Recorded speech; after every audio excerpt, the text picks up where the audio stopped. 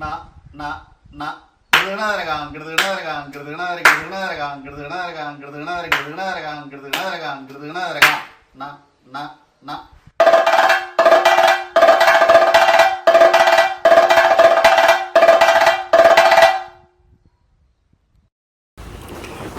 നമസ്കാരം. വൈത്താരിയിലേക്ക് വീണ്ടും സ്വാഗതം.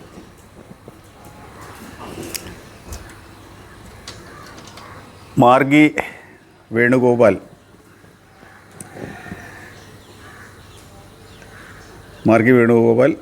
ആ സ്ഥാപനത്തിൽ തന്നെ പഠിച്ച് അവിടുത്തെ അധ്യാപകനായി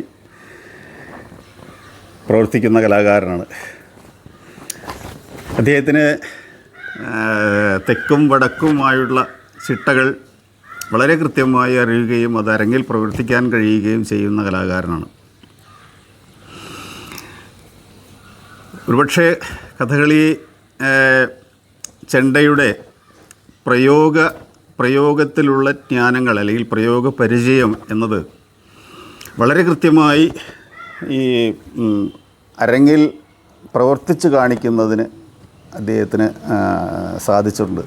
ഞാനിത് പറഞ്ഞതിൽ ഒരുപക്ഷെ ആശയക്കുഴപ്പമോ മറ്റെന്തെങ്കിലുമൊക്കെ തോന്നാം. ഞാൻ ഉദ്ദേശിച്ചത് ചെണ്ടയെ തെറ്റിദ്ധാരണ ഉണ്ടാവരുത് എന്ന് വിചാരിച്ചിട്ടാണ്. തിരുവിതാംകൂർ ഭാഗത്ത് കൊട്ടിൻ്റെ ശൈലി എന്നത് വളരെ വ്യത്യാസമുണ്ട്. അത് മധ്യമലബാറിലോ വടക്കൻ മേഖലയിലോ ഉള്ളതിനേക്കാൾ വളരെ വ്യത്യാസമുണ്ട് തിരുവിതാംകൂർ ഭാഗത്ത്. പക്ഷേ ആ കൊട്ടിൻ്റെ ശൈലി എന്നത് അതിൽ ഈ മധ്യമലബാറിൻ്റെ കൊട്ടിൻ്റെ ശൈലി വളരെ കൃത്യമായി പ്രയോഗിച്ച് ആ വാദ്യത്തിൻ്റെ ശബ്ദത്തെയും അതിൻ്റെ പ്രയോഗങ്ങളെയും വളരെ കൃത്യമായി പ്രയോഗിക്കുകയും അറിയുകയും ചെയ്യുന്ന കലാകാരനാണ് മാർഗി വേണുഗോപാൽ. ഞാൻ ഇനി അധികം വിശദീകരണങ്ങൾ അദ്ദേഹത്തെക്കുറിച്ച് പറയേണ്ടതില്ല. നിരവധി ആചാര്യന്മാരോടൊപ്പം അരങ്ങിൽ പ്രവർത്തിച്ച പരിചയം അദ്ദേഹത്തിനുണ്ട്. സ്ഥിരേന എന്ന പോലെ എല്ലാ ദിവസവും എന്ന പോലെ കഥകളിക്ക് കൂട്ടുന്ന ആളാണ്. നിരവധി ശിഷ്യരെ തൻ്റെ ഈ പ്രയോഗ പരിചയം കൊണ്ട് വാർത്തെടുക്കുന്നതിൽ അദ്ദേഹത്തിന് സാധിച്ചിട്ടുണ്ട്. മാർഗി വേണുഗോപാൽ എന്ന കലാകാരൻ അദ്ദേഹത്തിൻ്റെ അനുഭവങ്ങൾ പറയുന്നത് നമുക്ക് മനസ്സിലാവും. അദ്ദേഹത്തോട് ചോദ്യങ്ങൾ ചോദിക്കുന്നത് കഥകളിയുടെ ഒരു പണ്ഡിതൻ എന്താ അങ്ങനെയൊക്കെ പറഞ്ഞാൽ ഒരുപക്ഷെ കുറഞ്ഞു പോകും എന്നാണ് എനിക്ക് തോന്നുന്നത്. 101 ആട്ടക്കഥകൾ എന്നത് ഒരു 60, 70 അല്ലെങ്കിൽ 80 കൊല്ലം മുൻപേ ഉണ്ടായ ഒരു ചരിത്രമാണ്. പക്ഷെ പുതുചരിത്രത്തിൽ അത്തരമൊരു പുസ്തകം കഥകളിക്ക് വേണ്ടി രൂപപ്പെടുത്തി തന്നു എന്നത് അത്ര നിസ്സാര കാര്യമല്ല. ഡോക്ടർ വേണുഗോപാൽ, തിരുവനന്തപുരം സ്വദേശിയായ ഡോക്ടർ വേണുഗോപാലിനെ കഥകളി കലാകാരന്മാർക്കും ആസ്വാദകർക്കും എല്ലാവർക്കും സുപരിചിതനാണ്. അദ്ദേഹം കോളേജ് പ്രൊഫസറായിരുന്നു. അതുകൊണ്ട് തന്നെ കോളേജുമായി ബന്ധപ്പെട്ട വിദ്യാർത്ഥികൾ, ഞാൻ അറിയാത്തവരൊക്കെ ആയ ധാരാളം വിദ്യാർത്ഥികൾ അദ്ദേഹത്തിൻ്റെ ശിഷ്യന്മാരായിട്ടുണ്ട്. എങ്ങനെയും ഞങ്ങൾക്ക് താല്പര്യം അദ്ദേഹം കഥകളിയെ സ്നേഹിക്കുന്നു എന്നതും കഥകളി കലാകാരന്മാരെ ചേർത്ത് നിർത്തി കഥകളിയെ സമൂഹത്തിന് പരിചയപ്പെടുത്തുന്നതും ആണ് ഞങ്ങൾക്ക് എപ്പോഴും പ്രിയപ്പെട്ടവനാവുന്നത്. അങ്ങനെയുള്ള മാർഗി വേണുഗോപാലും ഡോക്ടർ വേണുഗോപാലും തമ്മിലുള്ള ഒരു സംസാരങ്ങൾ, ചോദ്യങ്ങൾ, ഉത്തരങ്ങൾ, വേണുദ്വയത്തിൻ്റെ സംഗമം എന്നൊക്കെ പറയുന്നത് പോലെ പറയാം. എങ്ങനെയും അവരുടെ ചോദ്യത്തിലും ഉത്തരത്തിലേക്കും നമുക്ക് ശ്രദ്ധിക്കാം. വളരെ സ്നേഹത്തോടു കൂടി എല്ലാവരെയും സ്വാഗതം ചെയ്യുന്നു. നമസ്കാരം. കഥകളിയിലെ മേളകലയെ പറ്റി ഒരു ഡോക്യുമെൻ്റ് നടത്തുന്ന ഈ വൈത്താരി എന്ന പരമ്പരയിലേക്ക് എല്ലാവരെയും സ്വാഗതം ചെയ്യുന്നു. ഇന്ന് നമ്മുടെ അതിഥി മാർഗി വേണുഗോപാൽ എന്ന പ്രശസ്തനായ കഥകളി മേളകലാകാരനാണ്. ലോകപ്രശസ്തമായൊരു സ്ഥാപനമാണ്, കഥകളി സ്ഥാപനമാണ് മാർഗി. അഭിമാനത്തോടെ പറയാവുന്ന കാര്യമാണ്. തെക്കൻ കേരളത്തിലെ കഥകളി പഠിപ്പിക്കുകയും അതിൻ്റെ പ്രചാരണത്തിനായിട്ട് കഴിഞ്ഞ ഏതാണ്ട് 50-60 കൊല്ലമായി പ്രവർത്തിച്ചു വരികയും ചെയ്യുന്ന, പ്രത്യേകിച്ചും അതിൻ്റെ തുടക്കകാലത്ത് അതിന് തുടക്കം കുറിച്ച ഡി അപ്പുക്കുട്ടൻ നായർ തുടങ്ങിയ മഹാപ്രതിഭകളുടെ പ്രോത്സാഹനത്തിൽ, പ്രചോദനത്തിൽ, വളരെ വലിയ ഗുരുനാഥന്മാരുടെ ശിക്ഷണത്തിൽ പ്രഗത്ഭരായ കലാകാരന്മാരെ സൃഷ്ടിച്ചെടുത്ത ഒരു സ്ഥാപനമാണ് മാർഗി. ആ പരമ്പരയിൽ ചെണ്ടവാദന രംഗത്ത്, കഥകളി ചെണ്ടവാദന രംഗത്ത് വ്യക്തിമുദ്ര പതിപ്പിച്ച ഒരു കലാകാരനാണ് മാർഗി വേണുഗോപാൽ. അദ്ദേഹം നമ്മോടൊപ്പം ഉണ്ട്. നമുക്ക് അദ്ദേഹത്തിൻ്റെ അനുഭവ ലോകങ്ങളിലൂടെ ഒരു ലഘുവായ സഞ്ചാരം ഇതിലൂടെ ചെയ്യാം. വേണു വളരെ കുട്ടിയായിരിക്കുന്ന കാലം മുതൽ എനിക്ക് വേണുവിനെ അറിയാം. അപ്പുക്കുട്ടൻ നായർ സാറുള്ള കാലത്ത് തന്നെ വേണു ഇവിടെ മാർഗിയിലെ വിദ്യാർത്ഥിയായി വന്നു. നല്ല ഗുരുക്കന്മാരുടെ കീഴിൽ, പ്രത്യേകിച്ചും തെക്കൻ സമ്പ്രദായത്തിലെ അന്ന് ലഭിക്കാവുന്ന ഏറ്റവും വലിയൊരു ഗുരുനാഥൻ്റെ കീഴിൽ ചെണ്ട അഭ്യസിച്ചു. ഈ രംഗത്ത് അറിയപ്പെടുന്ന ഒരു കലാകാരനായി വളർന്നു. നമുക്കതിലേക്ക് വരുന്നതിന് മുമ്പ് ഈ ചെണ്ട പഠിക്കാൻ മാർഗിയിലെത്തിയ കുടുംബ അല്ലെങ്കിൽ നാട്ടിലെ കഥകളി സാഹചര്യം എന്തായിരുന്നു എന്ന് ആദ്യം ഒന്ന് പറയാം. കുട്ടിക്കാലത്ത് ഈ എന്ത് കമ്പ് കിട്ടിയാലും അതെടുത്ത് ഇങ്ങനെ കഥകളിലും ജനലിലൊക്കെ ഇങ്ങനെ അടിക്കുക, കലങ്ങളിലടിക്കുക. അപ്പോൾ അന്നത്തെ കാലത്ത് ഈ മൺകലങ്ങളായിരുന്നു കൂടുതൽ. ഈ കലങ്ങളൊക്കെ പൊട്ടി അമ്മ വഴക്കുണ്ടാക്കി. അങ്ങനെ അച്ഛൻ അവിടെ വീടിനടുത്തുള്ള വേലിപ്പണിക്കരാശ എന്ന് പറയും, അദ്ദേഹത്തിനടുത്ത് ചെണ്ടമേളം പഠിക്കാൻ കൊണ്ടാക്കി. 77 5ാം ക്ലാസ്സിൽ പഠിക്കുമ്പം ആ നാട്ടുമ്പുറത്ത് അന്നത്തെ സമ്പ്രദായത്തിലുള്ള ഒരു ഈ ക്ഷേത്ര ജനങ്ങൾക്ക് ഉപയോഗിക്കുന്നൊരു മേളം, അത് ഇന്നിപ്പോൾ ഇല്ല. അന്ന് കൂട്ടിപ്പെരുക്ക് ചെമ്പടവട്ടം എന്നൊക്കെയാണ് പറയുന്നത്. അത് പഠിപ്പിച്ച് ഒരു 77 വൃശ്ചികം 3-ാം തീയതി ഞങ്ങളുടെ അമ്പലത്തിൽ വെച്ച് അരങ്ങേറ്റം നടത്തി. പിന്നെ ആശാൻ്റെ കൂടെ ഇങ്ങനെ മണ്ഡലകാലത്ത് ഉത്സവത്തിനൊക്കെ പരിപാടിക്ക് പോകും. അച്ഛന് ഭാഗവത പാരായണമായിരുന്നു തൊഴിൽ. കുടുംബ പാരമ്പര്യമായിട്ട് ആരും കലാരംഗത്തില്ല. അപ്പോൾ അച്ഛൻ വലിയൊരു കഥകളി ആസ്വാദനായിരുന്നു. അച്ഛൻ എവിടെ കഥകളുണ്ടെങ്കിലും പോകും. അപ്പോൾ ഇടയ്ക്ക് എന്നെയും കൊണ്ടുപോകും.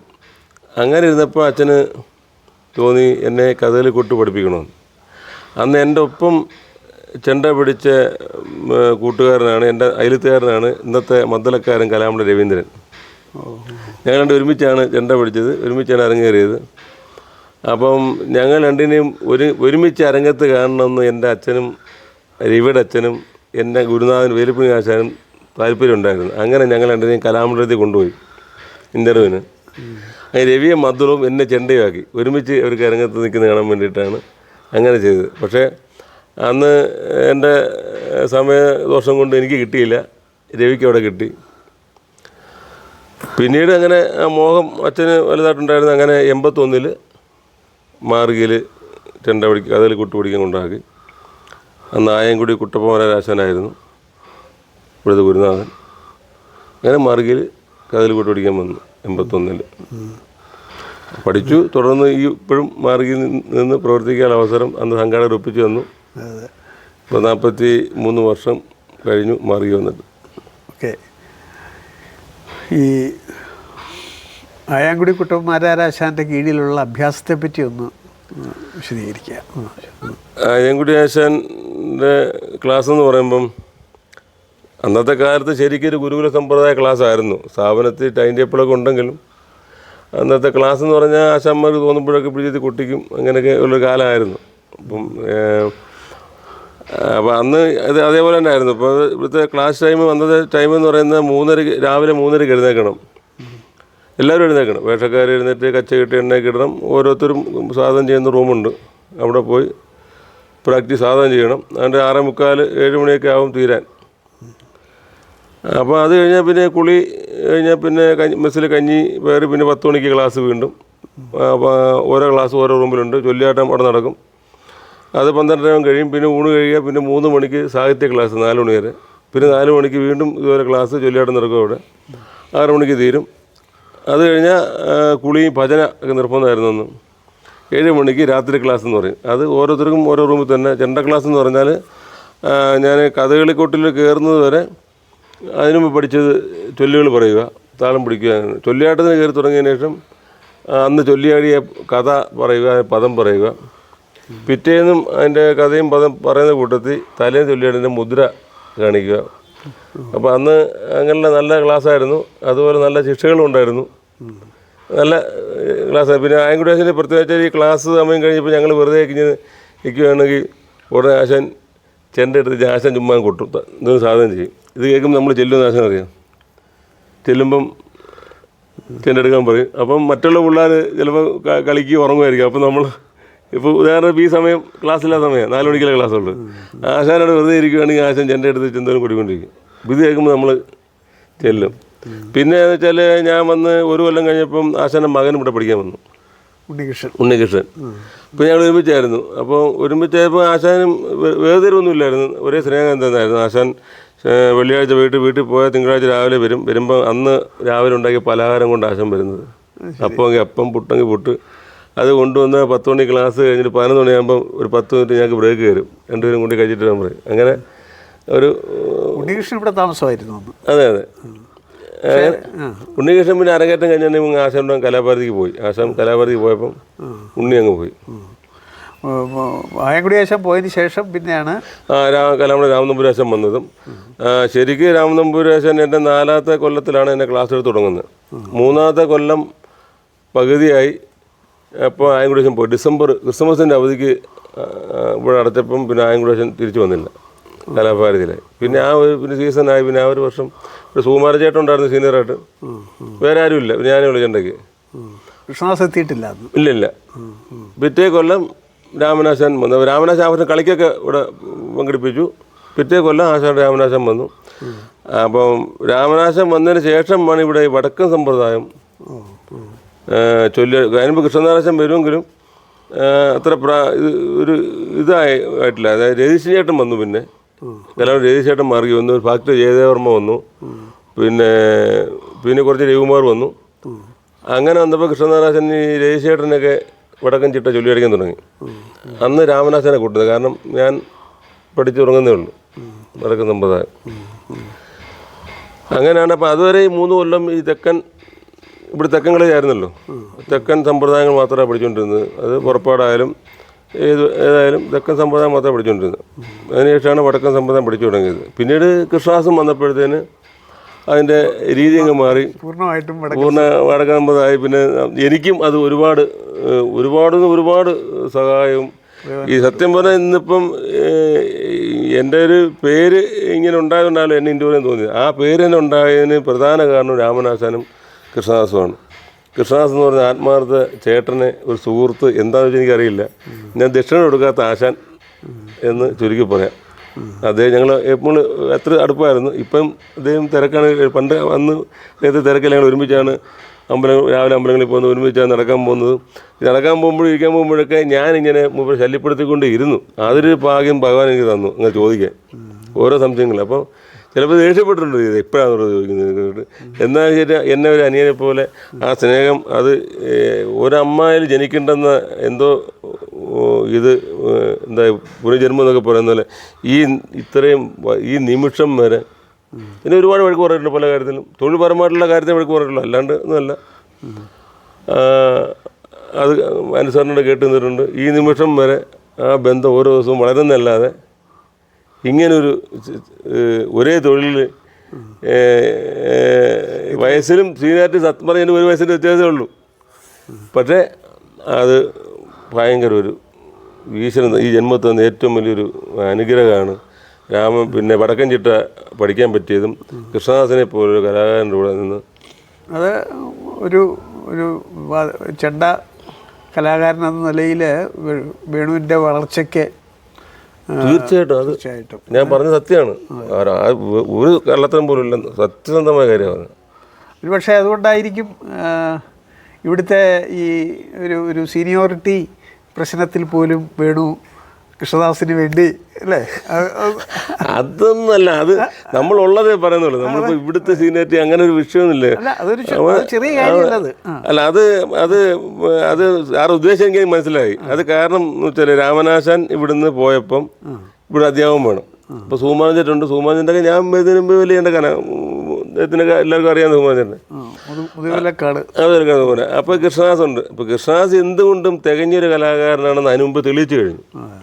എല്ലാ രീതിയിലും തെളിയിച്ചാൽ എല്ലാ കാര്യവും ചെയ്യാം. പഠിപ്പിക്കാനായാലും എന്ത് കൊട്ടാനായാലും എല്ലാത്തിലും തികഞ്ഞ കലാകാരൻ. ഇന്ന് ഏറ്റവും മുകളിൽ നിൽക്കുന്ന ഉണ്ണിഷേട്ടനൊപ്പം നിൽക്കുന്ന ഒരാളുമാണെന്ന് എല്ലാവർക്കും അറിയാം, ഇല്ലേ? അപ്പോൾ ഞാൻ പറയേണ്ട ആവശ്യമില്ല. അപ്പോൾ ഞാൻ പറഞ്ഞു തന്നത് അങ്ങനെ ഇരുന്നപ്പം പുറത്തുനിന്ന് ഒരാളെ എടുക്കാൻ ഒരു ചെറിയൊരു രഹസ്യ തീരുമാനം വന്നത് നമ്മുടെ പരസ്യം അറിഞ്ഞത് സുകുമാരൻ ചേട്ടനാണ്. സുകുമാരൻ ചേട്ടൻ എന്നെ വിളിച്ചിട്ട് പറഞ്ഞു, വേണു ഇങ്ങനൊരു കാര്യം ഞാൻ അറിഞ്ഞു, അത് നമ്മൾ സമ്മതിക്കരുത്. കൃഷ്ണദാസ് ഇവിടെ ഉണ്ട്. സുകുമാരൻ ചേട്ടൻ പറഞ്ഞു. സുകുമാരൻ ചേട്ടൻ എന്ന് പറയുമ്പം കൃഷ്ണദാസിനെ കേട്ട് ഒത്തിരി വയസ്സ് മൂപ്പുള്ള ആളാണ്. അദ്ദേഹത്തിന് തോന്നണമെങ്കിൽ കൃഷ്ണദാസ് ഇവിടെ ഉള്ളപ്പം വേറെ ആശാൻ്റെ ആശയം ഇവിടെ ഇല്ല. അതുകൊണ്ട് ഞാൻ ഒരാളോട് അന്വേഷിച്ചപ്പം പറഞ്ഞു, നിങ്ങൾ എന്നോട് എഴുതി കൊടുത്തായിരുന്നു. ഞാനും സുകുമാരൻ ചേട്ടനും കൂടെ. അപ്പോൾ തന്നെ ഞാൻ ഒരു വെള്ളപ്പേപ്പർ മേടിച്ചുകൊണ്ട് വന്നു. ഞങ്ങൾ രണ്ടും കൂടെ അപേക്ഷ എഴുതി മാനേജർ. ഇദ്ദേഹം പോയപ്പോഴായിരിക്കും അല്ലേ? രാമനാശൻ പോയപ്പോൾ. രാമനാശൻ ആർമിയിലേക്ക് പോയല്ലോ. അപ്പോൾ തീർച്ചയായിട്ടും അത് അന്നെടുത്ത തീരുമാനം 100% ശരിയായി നിന്ന് ഇപ്പോൾ സാറിന് തോന്നില്ലേ? തീർച്ചയായിട്ടും. മറിച്ച് കൃഷ്ണദാസിന് പകരം വേറെ ആൾ വന്നാൽ വേറെ സ്ഥാപനത്തിൽ ജോലിയുള്ളവർക്ക് വരാൻ പറ്റില്ലല്ലോ. സ്ഥാപനത്തിൽ ജോലി ഇല്ലാത്ത ഒരാളെയാണ് ഉദ്ദേശിച്ചത്, മനസ്സിലാവുമല്ലോ. കാരണം സ്ഥാപനത്തോട് ഇത്ര കൂറും താൻ പ്രവർത്തിക്കുന്ന കലയോടുള്ള ആത്മാർത്ഥതയും പ്രതിബദ്ധതയും ഒക്കെ ഇത്രയുള്ള ഒരു കലാകാരൻ. അദ്ദേഹത്തിൻ്റെ കൂറെന്ന് പറഞ്ഞാൽ അദ്ദേഹം സത്യസന്ധനാണ്. ആരെടുത്താലും പറയാനുള്ള പറയും. എല്ലായിടത്തും ഒരേ സ്നേഹമാണ്. ഒരാൾക്ക് വേണ്ടി തൊഴിൽ പരമാവധി വിട്ടുവീഴ്ചയില്ല. പിന്നെ സ്നേഹമുണ്ട്, എല്ലാവരും സ്നേഹമുണ്ട്. ഇപ്പോൾ ഇവിടെ ചൊല്ലിയാട്ടം എനിക്കറിയാം. അദ്ദേഹം പ്രിൻസിപ്പൾ ആയതിനു ശേഷം ഇവിടെ പിന്നെ ചൊല്ലിയാട്ടം അന്ന് ഞാൻ ഇദ്ദേഹത്തിന് ബാലകൃഷ്ണനെ ആദരിച്ചപ്പോൾ ഞാൻ പറഞ്ഞല്ലോ, ചൊല്ലിയാട്ടം കൃത്യം 10 മണിക്ക് ചൊല്ലിയാട്ടം തുടങ്ങിയിരിക്കണം എന്ന് പറയുന്ന പ്രിൻസിപ്പാൾ 9 ഇവിടെ എത്തുന്നു. 10 മണി ചൊല്ലിയാട്ടം തുടങ്ങുന്നത് പറഞ്ഞിട്ട് 10:15 പ്രിൻസിപ്പാൾ വരുന്നത്. 9 ഇവിടെ വന്നിരിക്കുന്നു. 9:50 തൊട്ട് ഇങ്ങനെ നോക്കി കിടക്കാം ആരൊക്കെ വന്നാർക്ക് വന്നില്ലെന്ന്.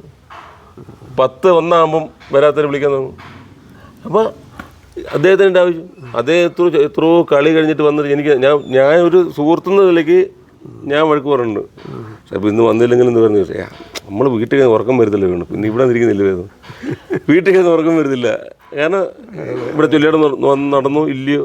അപ്പോൾ അത്രയും അത് വർണ്ണിക്കാൻ പറ്റില്ല ഒരു കൃഷ്ണദാസിനെ പറ്റി അത്രയും പറയാൻ. അല്ല ഞാൻ പറഞ്ഞത് തെറ്റാണെന്ന് ആരും പറയുന്നത്. നമ്മൾ കൃഷ്ണദാസിലെ വ്യക്തിപരമായ സ്നേഹം കൊണ്ടാണ് പറയുന്നില്ല, ഉള്ളത് പറയുന്നത്. അതെ ആണ് മാർഗി സ്ഥാപിതമായത്. അന്ന് മാങ്കുളം തിരുമേനിയായിരുന്നു ഇവിടുത്തെ പ്രധാന അധ്യാപകൻ. അദ്ദേഹത്തോടൊപ്പമാണ് ഇദ്ദേഹം ഇവിടെ വന്നത്. ചെണ്ടയ്ക്ക്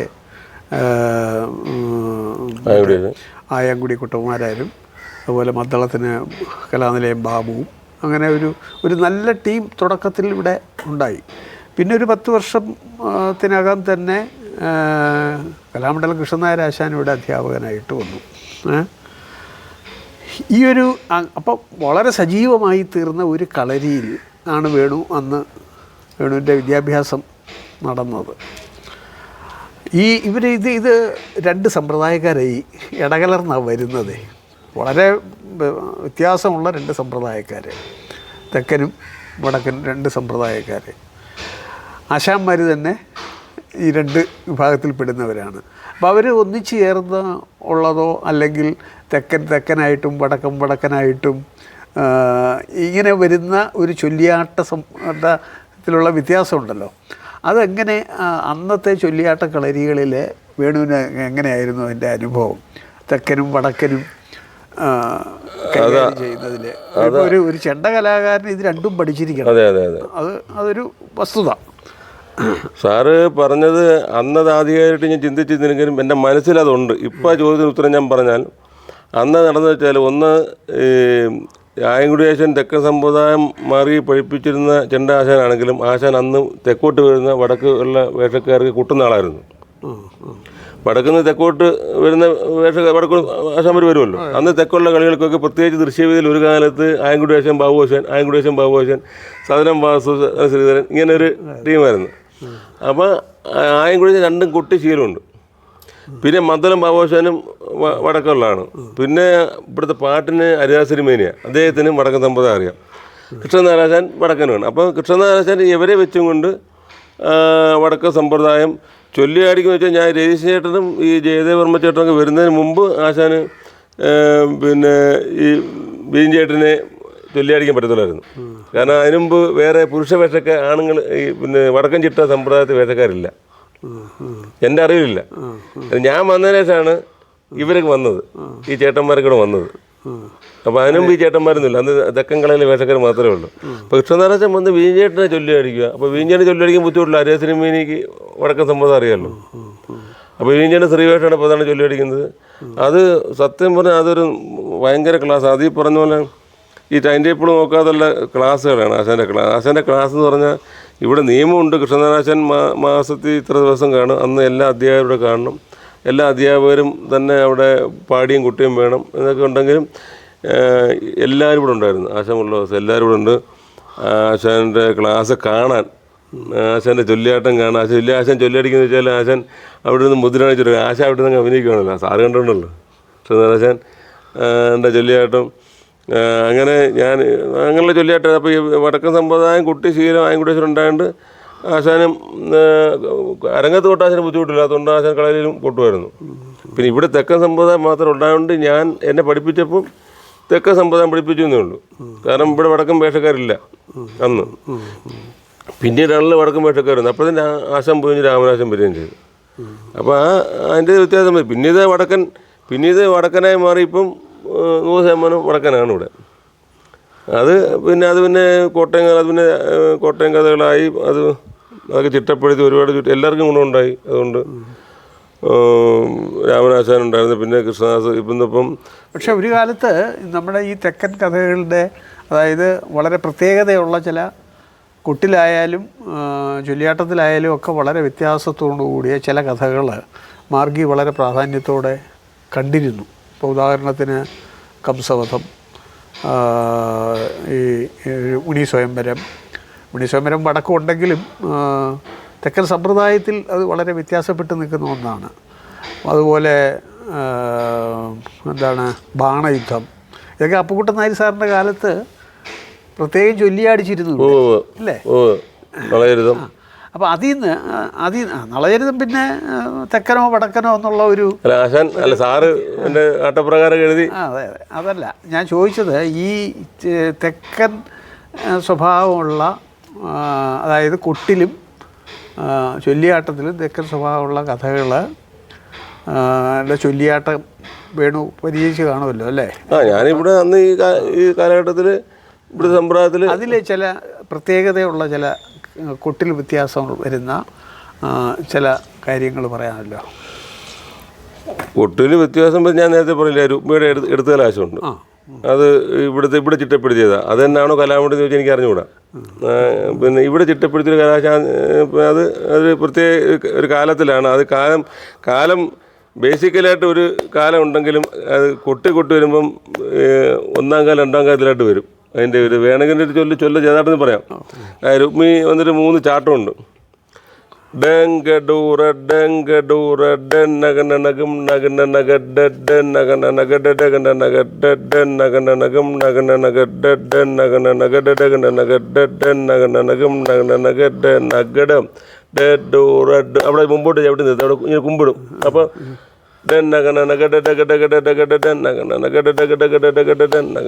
പിന്നെ പുറകോട്ട് അടുത്ത സ്റ്റെപ്പ് വരും. അപ്പോൾ അവിടെ കലാശിക്കുന്ന ഇരട്ടി കാണത്തില്ല.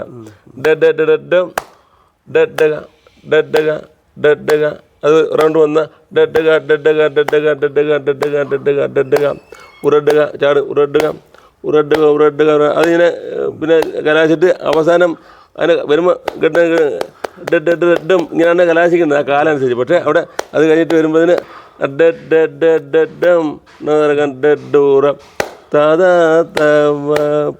ഇങ്ങനെയാണ് എൻ്റെ അന്നത്തെ ഉണ്ടാക്കിയൊരു കലാശം. ഇപ്പം ഇല്ല. ഇപ്പം ഞാൻ തന്നെ ഇത് കണ്ടിട്ട് വർഷങ്ങളായി. അതിപ്പം പിഞ്ചക്കാട് രാമചന്ദ്രാശാനാണ് അന്നിവിടെ പ്രധാന അധ്യാപകൻ. അദ്ദേഹവും ചണ്ടകായംകുടിച്ചനായിരുന്നു. അപ്പോൾ അവർ രണ്ടുപേരുടെ ചിട്ടപ്പെടുത്തായിരിക്കാം. അത് ചിട്ടപ്പെടുത്തി ഞാൻ കണ്ടില്ല. എന്നെ പഠിപ്പിച്ച് മുമ്പ് ഇല്ല ഇത് അല്ല, അതിന് മുമ്പുണ്ട്. അപ്പോൾ എന്നെ ആദ്യം രുക്മിണിയുടെ കലാശം പഠിപ്പിക്കുമ്പോൾ ഇങ്ങനെ.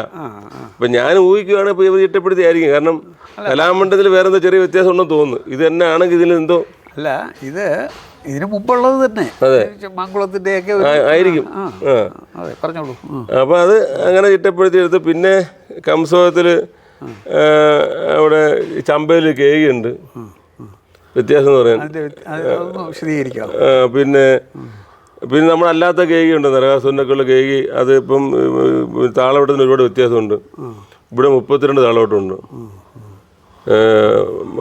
ഈ വടക്കൻ ചിട്ടയിലുള്ളതിൻ്റെ ഇരട്ടി താളവട്ടം ഇവിടെ ഉണ്ട്. അതെന്ന് വെച്ചാൽ ഒരു സ്റ്റെപ്പ് തന്നെ 2 താളവട്ടം വെച്ച് കലാശിട്ട് വീണ്ടും ആ സ്റ്റെപ്പ് തിരിച്ചെടുക്കുക. അങ്ങനെ ഒരു സമ്പ്രദായത്തിലായത് അന്ന്. ഇപ്പോൾ അത് അവസാന കാലഘട്ടത്തിൽ രാമദേശനും അത് ഒരു പ്രാവശ്യമാക്കി എടുക്കുന്നത് കണ്ടുണ്ട്. 2 കട്ട് ചെയ്തിട്ട് ചിലപ്പോൾ സമയം കൂടുതൽ വരുന്നുണ്ടായിരിക്കാം. അപ്പോൾ അതിന് കുത്തുവാല മുറുക്കുന്ന അവസാനം കുത്തുവാല മുറുക്കുന്നതും ഇതുപോലെ 2 പ്രാവശ്യം ഉണ്ടായിരുന്നു. അതൊക്കെ അവസാനമൊക്കെ ആയപ്പോഴത്തേന് ആശാൻ തന്നെ അത് വേണ്ട വെച്ചു, ഒരു പ്രാവശ്യമാക്കി. അപ്പോൾ അങ്ങനെയുള്ള നമ്മുടെ പിന്നെ തെരനോട്ടത്തിന് വ്യത്യാസമുണ്ട്. തെരനോട്ടത്തിനും വ്യത്യാസമുണ്ട്. ഇപ്പം നമ്മുടെ വടക്ക സമ്പ്രദായത്തിൽ വരുമ്പം എന്ന് തുടങ്ങുന്നതിന് പകരം ഇതൊക്കെ സമ്പ്രദായത്തിൽ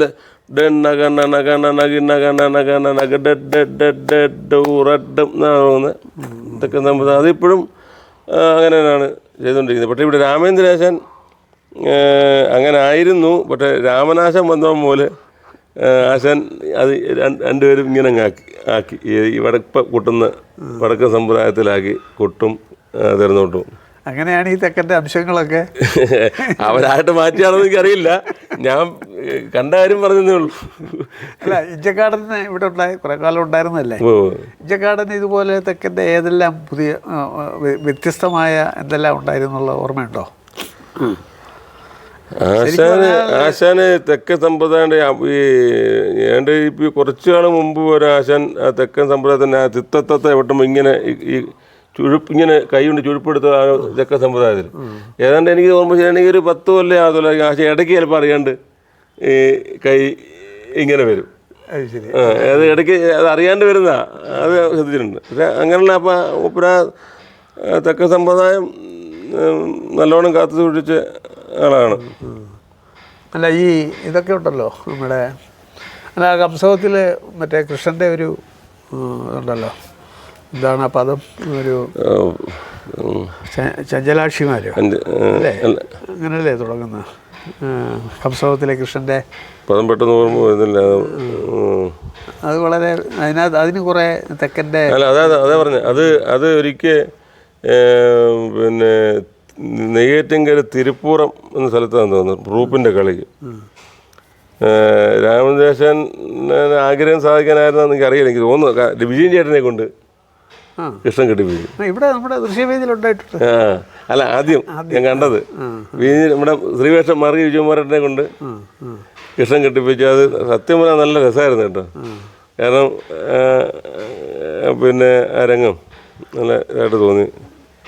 എന്താ അതിൻ്റെ പ്രത്യേകത ആ പദത്തിൽ? അല്ല, പ്രത്യേകിച്ച് അത് ചമ്പയിൽ കേകി ഈ ഉണ്ടെന്നുള്ളതാണ്. മറ്റേ ചെമ്പടലിലെ കേകി ഉള്ളൂ.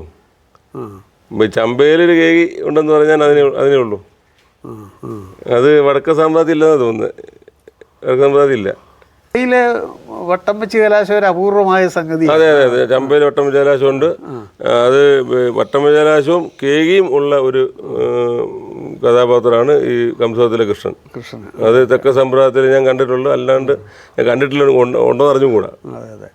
അല്ല, സാധാരണ നമ്മുടെ ഇപ്പം ഇതിനകത്ത് കേകി തന്നെ തെക്കനും വടക്കനും ഉണ്ട്. അതുപോലെ അഷ്ടകലാശത്തിൻ്റെ കാര്യം, അഷ്ടകലാശം വ്യത്യാസമുണ്ട്. ഇതൊക്കെ അന്നിവിടെ ഞാൻ പറയാം, അന്ന് ഈ പിന്നെ ഈ ആദ്യത്തെ ഒരു 4 കൊല്ലത്തോളം ഇവിടെ തെക്കൻ സമ്പ്രദായം മാത്രമേ ഉള്ളായിരുന്നുള്ളൂ. പിന്നീട് വടക്കൻ സമ്പ്രദായം വന്നു. അപ്പോൾ രണ്ടും ഉണ്ടായി, രണ്ടും ഇവിടെ മാറി മാറി ചൊല്ലിയടിച്ചിരുന്നു. പിന്നീട് അത് മാറി വടക്കിൽ മാത്രമായി, വടക്കലിലേക്ക് ലയിച്ച് ചേർന്നു. അതെ, കൃഷ്ണദാസ് കൂടെ പറയാറുണ്ട്, ഈ തെക്കൻ്റെ ഇതുപോലുള്ള ഒരുപാട് പ്രത്യേകമായ ഒരുപാട് സംഗതികളുണ്ട്, അതൊക്കെ നഷ്ടപ്പെട്ടു പോവുകയാണ് എന്ന് കൃഷ്ണദാസ് പറയാറുണ്ട്. നഷ്ടപ്പെട്ട് പോകുന്നു എന്ന് പറഞ്ഞാൽ പ്രധാന കാരണം വെച്ചാൽ എൻ്റെ അറിവ് വെച്ച് പറയണേ, ഇപ്പം ഞാൻ ഇത്രയും വർഷത്തെ കഥകളി കണ്ടും കേട്ടുള്ള ശീലമുണ്ട്. നമ്മളിപ്പം തെക്കോട്ട് ഇപ്പോൾ ഒരു കളിയുണ്ടെങ്കിൽ, ഇപ്പോൾ ഒരു 10 വേഷക്കാരുണ്ടെങ്കിൽ പകുതി തെക്കൻ ചിട്ടയിൽ ആശാന്മാരായിരിക്കും, അല്ലെങ്കിൽ തെക്കൻ ചിട്ട പഠിച്ചവരായിരിക്കും. പകുതി വടക്കൻ ചിട്ട ആശാന്മാരായിരിക്കും, വടക്കൻ ചിട്ട പഠിച്ചവരായിരിക്കും. ഇന്നിപ്പോൾ തെക്കൻ ചിട്ട പഠിച്ചവർ കുറവാണ്. അപ്പോൾ ഒരു 10 വേഷക്കാരുണ്ടെങ്കിൽ 8 വേഷക്കാരും വടക്കൻ ചിട്ടക്കാരായിരിക്കും. അപ്പോൾ നമ്മൾ ഈ തേഞ്ഞുമതി മനഃപൂർവ്വം ആരും മാറ്റി കളഞ്ഞല്ല, ഈ സന്ദർഭം അനുസരിച്ച് വെച്ചാൽ അവസരങ്ങൾ കിട്ടുന്നതനുസരിച്ചല്ലേ ഇത് നിലനിൽക്കുകയുള്ളൂ. കലാമണ്ഡലം തെക്കൻ കളരി വന്നതിന് ശേഷം രാജശേഖരനാശാൻ്റെ ശിഷ്യന്മാർ ഒരുപാട് പേര് ഇപ്പോൾ പുതിയ തലമുറ, അത് ഞാൻ കേട്ട് കാണാറുണ്ട്. നല്ല ഇപ്പോൾ രാജൻ ചേട്ടൻ ഇടപെട്ടും രവികുമാറൊക്കെ ആയിട്ട് കുറെ ചിട്ടപ്പെടുത്തി വെച്ച് നല്ല ഒരു സമ്പ്രദായം ഉണ്ടാക്കി വെച്ചിട്ടുണ്ട്. ആ സമ്പ്രദായം ഇനി അങ്ങനെ നിലനിൽക്കും എന്ന് വിശ്വസിക്കാം. കാരണം അപ്പോൾ ഒരു സമ്പ്രദായം ഉണ്ടാക്കി വെച്ചിട്ടുണ്ട്, അത് നല്ല കാര്യമാണ്, സന്തോഷമുള്ള കാര്യമാണ്. അപ്പോൾ ഈ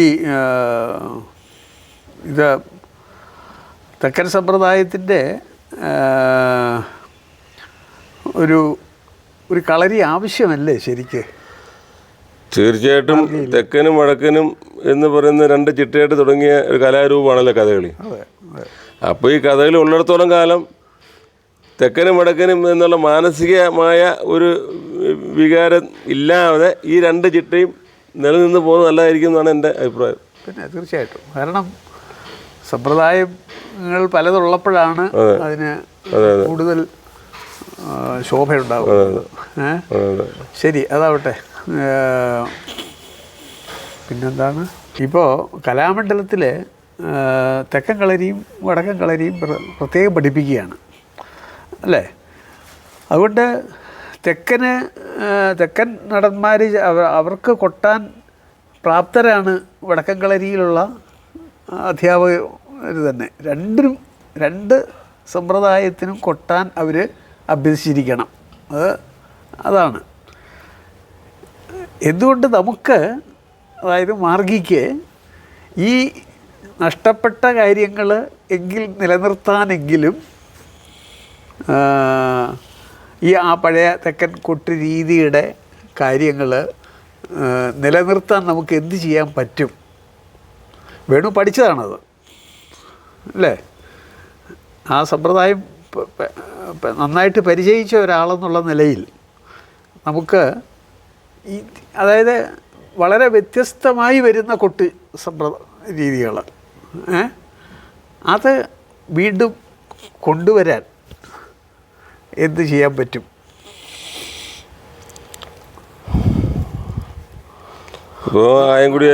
അത്ര എളുപ്പമുള്ള കാര്യമല്ല ചോദിക്കുന്നത്. പക്ഷേ ആയൻകുടി ആശാൻ, വാരണാസി ആശാൻ, കണ്ടല്ലൂർ ആശാൻ, ആശാന മക്കൾ ശൈലജൻ ചേട്ടൻ, ഷാജി ചേട്ടൻ,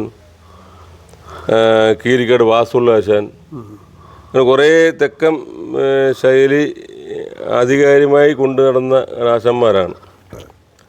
അവരൊക്കെ ഇപ്പോൾ മൺമറഞ്ഞു പോയി. പിന്നെ ഇപ്പോൾ നമ്മളിപ്പോൾ മാർഗിയെ സംബന്ധിച്ചിടത്തോളം തെക്കൻ കളരി കലാമണ്ഡലത്തിൽ പറ്റുമെന്ന് വെച്ചാൽ കലാമണ്ഡലം യൂണിവേഴ്സിറ്റിയാണ്. അവിടെ വിദ്യാഭ്യാസമുണ്ട്, അവിടെ ധാരാളം കുട്ടികൾ വരുന്നു. കുട്ടികൾക്ക് അഡ്മിഷൻ കിട്ടാതെ പുറത്തു പോകുന്ന സാഹചര്യത്തിലാണ് കലാമണ്ഡലം. അപ്പോൾ അവിടെ ചെയ്യുന്ന കുട്ടികൾക്ക് MA കഴിയുന്നവരവിടെ പഠിക്കാം, ഗ്രാനുണ്ട്, എല്ലാം ഉണ്ട്. അവിടെ 2 ചിട്ടയുണ്ട്, അതിന് അധ്യാപകരുണ്ട്, അവിടെ ക്ലാസ്സുമുണ്ട്. മാർഗീയ സമ്മേളനത്തോളം പറഞ്ഞാൽ ഇവിടെ ഈ പറയുന്ന സംവിധാനങ്ങളൊന്നുമില്ല, അതിനുള്ള സാഹചര്യമില്ല, സ്ഥലമില്ല, അതിനുള്ള ഗ്രാൻഡില്ല, ഒന്നുമില്ല. അപ്പോൾ കുട്ടികൾ ഇതേപോലെ ഇപ്പം സ്കൂളില്ലാത്ത ദിവസം വന്ന് അവർക്ക് എന്തെങ്കിലും പഠിച്ചിട്ട് പോകുന്ന അവർ ഒരു കഥകളി കൊട്ട് പഠിച്ച് നേരാൻ പറ്റില്ല. കഥകളി കൊട്ടെന്ന് പറഞ്ഞാൽ കഥകളി കൊട്ടെന്നല്ല, കഥകളി വേഷമായാലും പാട്ടായാലും ഇതുപോലെ ആ പഴയ സമ്പ്രദായത്തിൽ റെഗുലർ ക്ലാസ്സായിട്ട് ഈ പറഞ്ഞ ടൈം ടേബിൾ പ്രകാരം അവിടെ താമസിച്ചെന്ന് പഠിച്ചാൽ മാത്രമേ കഥകളി കൊട്ട് പഠിക്കാൻ പറ്റൂ. കൊട്ട് പഠിക്കുന്നതനുസരിച്ച് കളരി പ്രാക്ടീസ് ചെയ്യുകയുണ്ടാവുക, കളിക്കൊട്ട് പഠിക്കുക, ചൊല്ലിയാട്ടം ഉണ്ടാവുക, ഇതൊക്കെ ഉണ്ടായാൽ മാത്രമേ പുതിയ തലമുറ വാർത്തെടുക്കാൻ പറ്റൂ. അതിനുള്ള സംവിധാനം ഇന്ന് കേരള കലാമണ്ഡലത്തിൽ മാത്രമേ പറ്റുള്ളൂ. തെക്കൻ വടക്കനുള്ള സ്ഥാപനം ഇപ്പോൾ കലാമണ്ഡലമുള്ളൂ. കലാമണ്ഡലത്തിൽ മാത്രമേ പറ്റൂ. അതിൻ്റെ കാരണം അതിൻ്റെ സാഹചര്യം ഇതാണ്. കുട്ടികൾക്ക് അവിടെ താമസിച്ച് പഠിച്ചാൽ മാത്രമേ ഇത് പഠിക്കാൻ പറ്റുള്ളൂ. ഞാൻ ചോദിച്ച വേണു അതല്ല, വേണു അത് നമ്മളിവിടെ ധാരാളം ചൊല്ലിയാടി അരങ്ങുകൾ നടത്തുന്നുണ്ട്. നമ്മുടെ സ്വന്തം അരങ്ങുകൾ. നമുക്ക് ഈ പഴയ നഷ്ടപ്പെട്ടു പോയ സാധനങ്ങൾ നമുക്ക് സൂക്ഷിച്ച് വെക്കാൻ വേണ്ടിയിട്ട് നമുക്ക് വേണമെങ്കിൽ തെക്കൻ കളിക്കുന്ന നടന്മാരായിരുന്നു മാർഗില്ല. പ്രധാന വിഷയം ഇപ്പം ഇവിടെ ചെണ്ടക്കായ നില കൃഷ്ണദാസുണ്ട്, ഞാനുണ്ട്, അദ്ദേഹം 2 പുഷ്പം കൈകാര്യം ചെയ്യുന്നതാണ്. എനിക്കും കുറച്ചൊക്കെ ഓർമ്മയുണ്ട്. പക്ഷേ നമുക്ക് തെക്കൻ കൊട്ടാരത്തിൽ ഇവിടെ തെക്കൻ അറിയാവുന്ന ഒരു നടന്മാരും ഇന്ന് മാറിയില്ല. എല്ലാവരും വടക്കൻ സമ്പ്രദായത്തിൽ പഠിച്ചവരാണ്. ഓക്കെ ശരിയാണ്. അത് ഒരുപാട് തെക്കൻ സമ്പ്രദായത്തിൻ്റെ നല്ല നല്ല ഇനങ്ങളുണ്ട്. ഇത് ഒരു പക്ഷേ ചിലതൊക്കെ കലാമണ്ഡലത്തിൽ തെക്കൻ കളരി പോലും ഇല്ലെന്ന് എനിക്ക് ബോധ്യമുണ്ട്. അതുകൊണ്ട് ഞാൻ ഒരു സജഷൻ പറയുകയാണ്. ഇത്തരം ഇപ്പോൾ ഈ രുക്മിയുടെ എടുത്തു കലാശത്തോടുള്ള പ്രവേശത്തിൻ്റെ അതൊക്കെ ഉണ്ടല്ലോ, അങ്ങനെയുള്ള നഷ്ടപ്പെട്ടു പോകുന്ന ഇനങ്ങൾ നമ്മളിവിടെ ഇപ്പം മാർഗി തന്നെ തെക്കൻ പഠിച്ച ചെറുപ്പക്കാരായ കലാകാരന്മാരില്ല എന്ന് എനിക്ക് തന്നെ അറിയാം. പക്ഷേ അവർക്ക് തന്നെ ചെയ്യാവുന്നതല്ലേ ഇത്. അതുകൊണ്ടൊന്നും ഒരു കലർപ്പൊന്നും സംഭവിക്കാൻ പോകുന്നില്ല.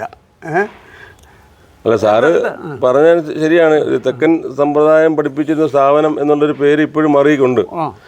അതുകൊണ്ട് ഇവിടെ ഉള്ളവരൊക്കെ വടക്കൻ സമ്പ്രദായക്കാരാണെങ്കിലും ഈ പറഞ്ഞ പോലുള്ള കാര്യങ്ങൾ പുതിയ തലമുറയ്ക്കൂടെ നഷ്ടപ്പെടാതിരിക്കാൻ ഇവരെ കൊണ്ട് തന്നെ ഇത് ചിട്ടപ്പെടുത്തി മാറിക്കകത്ത് തന്നെ കളിക്കാനുള്ള സാഹചര്യം ഉണ്ടായാൽ നല്ല കാര്യമാണ്.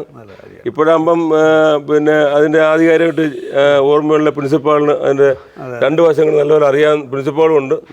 ഇപ്പോഴേ തന്നെ അങ്ങനെ ചിട്ടപ്പെടുത്തി മാസത്തിൽ ഒരു കളി തെക്കൻ സമ്പ്രദായത്തിൽ മാറി കളിക്കാന്നുണ്ടെങ്കിൽ സാറ് പറഞ്ഞത് നല്ല കാര്യം തന്നെയാണ്. അങ്ങനെ സാധിക്കട്ടെ എന്ന് വിചാരിക്കുന്നു. ഇവിടെ മാർഗിയിൽ ഇഷ്ടംപോലെ പുതിയ കഥകൾ ചൊല്ലിയടിക്കുന്നുണ്ട്, പഠിപ്പിച്ചെടുക്കുന്നുണ്ട്. നമ്മൾ പുതിയ കഥകൾ, പഴയ കഥകൾ, പൂക്കുട്ടനാരി സാറിൻ്റെ കാലത്ത് പഴയ കഥകൾ ധാരാളം കൂടുതൽ വിസ്തരിച്ചുള്ള ആട്ടങ്ങളുമൊക്കെ ആയിട്ടുള്ള ചിട്ടപ്പെടുത്തലുകൾ ധാരാളം നടന്നു. അളയരത്തിനൊക്കെ സാറ് 8 ദിവസമാണ് വെച്ചിരുന്നത് അല്ലേ? 8 എത്രയോ ദിവസങ്ങൾ നീളുന്ന നളചരിതം 3 ദിവസമായിരുന്നു. അതെ. അപ്പോൾ അത്തരം പുതിയ കഥകൾ ചിട്ടപ്പെടുത്തുന്ന മാർഗിയുടെ പ്രവർത്തനങ്ങളെക്കുറിച്ച് അതെത്ര കണ്ട് പ്രയോജനപ്പെടുന്നുണ്ട്? പുതിയ കഥകൾ ചിട്ടപ്പെടുത്തുന്നത് ഇപ്പം നമ്മളിവിടെ ഒരു ആശ്രമമായിട്ട് ബന്ധപ്പെട്ട് മാസത്തിൽ 4-5 കളിയുണ്ട്. അല്ല, അവർ ഏതെങ്കിലുമൊക്കെ ഒരു കഥ പറഞ്ഞിട്ട് അത് നടത്തി തരണമെന്ന് പറയും. അത് പ്രിൻസിപ്പാളിനെ വിളിച്ച് പറയും. അദ്ദേഹം ഒരു പോറ്റി സാറുണ്ട്, അദ്ദേഹത്തിനെ വിളിച്ച് പറയും. അപ്പം അദ്ദേഹം ആ കഥ എഴുതി കൊടുക്കും. അപ്പോൾ അത് വിസിറ്റിംഗ് പ്രൊഫസറും എല്ലാവരും കൂടി ഇരുന്ന് അത് ചിട്ടപ്പെടുത്തുമ്പം നമുക്കത് നാളെ വേറൊരു ഉത്സവസ്ഥലത്ത് അത് കിട്ടും എന്നൊരു വിശ്വാസം ആർക്കും ഇല്ല. കാരണം നമ്മുടെ ഒരു കഥ, നമുക്ക് അറിയാവുന്ന കഥ തന്നെ അതിനെ അവരുടെ ഇഷ്ടത്തിന് വേറെ രീതിയിലാക്കി എടുത്തൊക്കെയാണ് അഭിപ്രായം പറയുന്നത്. അങ്ങനെ ചിട്ടപ്പെടുത്തിയെടുക്കുന്നത്. ഇപ്പം നരകാസുരം തന്നെ ഒരു സാറ് ചിട്ടപ്പെടുത്തിയില്ലേ? നമ്മുടെ നരകാസുരമല്ല, കഥ നരകാസുരമതാ. ഒരു സാറ് പദം എഴുതിക്കൊണ്ടിരുന്നില്ല, ഓർമ്മയുണ്ട്? അപ്പം അത് വേറൊരു കഥയാണ്. അതെ, അവർ പറഞ്ഞ നരകാസുരം എന്നാ. അല്ല, അതിനകത്ത് നരകാസുരൻ എന്ന് പറയുന്ന കഥാപാത്രം അല്ല, അതാ ഞാൻ. അപ്പം ഈ ഏത് കഥയിലും ഇപ്പം പിന്നെ കല്ലിയങ്കാട്ട് നീലി എന്നും പറഞ്ഞ് കളിക്കണമെന്ന് പറഞ്ഞ് അത് കളിച്ചു 2 ദിവസമായിട്ട് കളിച്ചു. അപ്പോൾ നമ്മൾ ഉദ്ദേശിച്ചത് നീലിയല്ല. ഞാൻ ചോദിച്ചത് ഇത്തരം പ്രൊഡക്ഷൻസിനെ പറ്റി അല്ല, ഇതല്ലാതെ നമ്മൾ ഗൗരവമായിട്ട് ചെയ്തിട്ടുള്ള ഒരുപാട് പ്രൊഡക്ഷൻസ് ഉണ്ട്.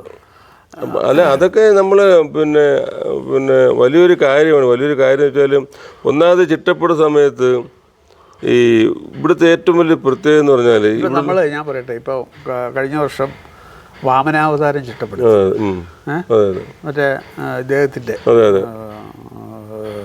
കക്കാട് കാരണവപ്പാട് എഴുതിയ വാമനാവതാരം നല്ല നമ്മൾ കളിച്ചു അല്ലേ? നല്ല എത്രയോ നാളത്തെ ഇത്തരം പുതിയ കഥകൾ കൊണ്ട് നമുക്ക് ഏറ്റവും വലിയ എൻ്റെ ഒരു അഭിപ്രായം പറഞ്ഞാൽ ഈ കഥകൾ ചിട്ടപ്പെടുത്തുമ്പോൾ നമ്മൾ സംസാരിച്ചിരിക്കുമ്പോഴും ഓരോ വാക്കിൻ്റെ അർത്ഥം പറയുമ്പോഴും അതുകൊണ്ട് സന്ദർഭം പറയുമ്പോഴും നമുക്ക് അറിയാൻ വയ്യാത്തൊരു പുരാണം നമ്മൾ അവിടെ നിന്ന് കേൾക്കുവാണ്. അങ്ങനെ ഒരു സംഭവം ഉണ്ടായിരുന്നു. നമുക്കൊരു അത്യാവശ്യം പുരാണം എല്ലാവർക്കും അറിയാമല്ലോ. പക്ഷേ അതിൽ വ്യത്യസ്തമായി നമുക്ക് അറിയാൻ വയ്യാത്ത ഒരുപാട് കാര്യങ്ങൾ നമ്മൾ പഠിക്കുന്നു, ഒരുപാട് കഥാപാത്രങ്ങൾ നമ്മൾ അത് മനസ്സിലാക്കുന്നു. പിന്നെ അതൊരു വലിയ കാര്യമാണ്, ഒത്തിരി അറിവ് നമുക്ക് ഉണ്ടാവുകയാണ്. പിന്നെ അത് ചിട്ടപ്പെടുത്തി കളിക്കുമ്പം ചൊല്ലിയാടി കളിക്കുമ്പോൾ അറിയാണ്ട് അത് നമ്മൾ ചൊല്ലിയാടിനെക്കാട്ടി അന്ന് ആ വാമനാവതാരമൊക്കെ വളരെ ഗംഭീരമായി.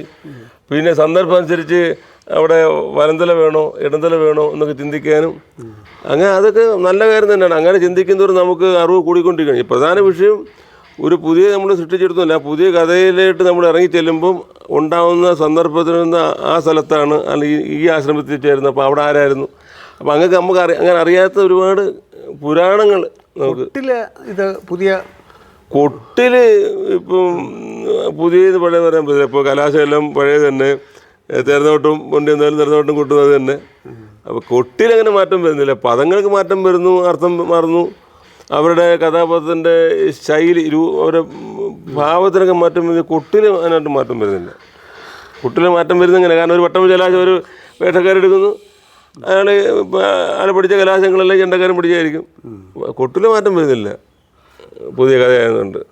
പിന്നെ പുതിയ കഥയിൽ എന്തൊക്കെയാണ് എവിടൊക്കെയാണ് വരുന്നതെന്ന് മനസ്സിലാക്കണം. അത് ചൊല്ലിയാട്ടത്തിൽ കൂടെ മനസ്സിലാക്കണം.